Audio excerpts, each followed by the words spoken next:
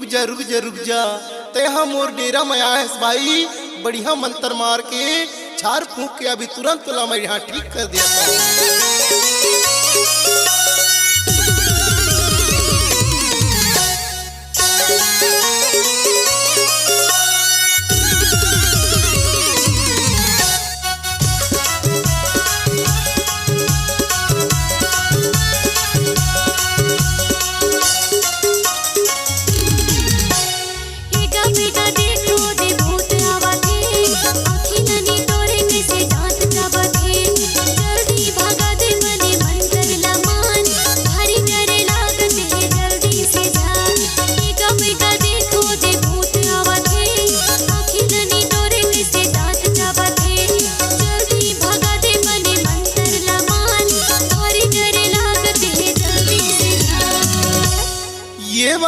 ये भाई अरे ज्यादा झन चिल्लाबे, वो ज्यादा झन चिल्लाबे।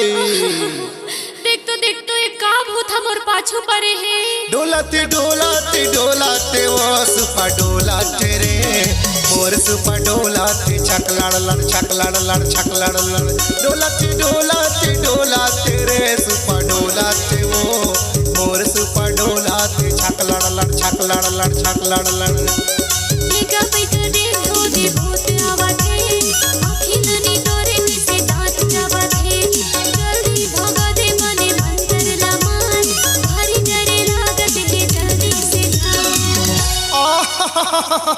मैं हरा भाई, काबर डर रहा था वो, अभी तो टमड़ा था भूतला।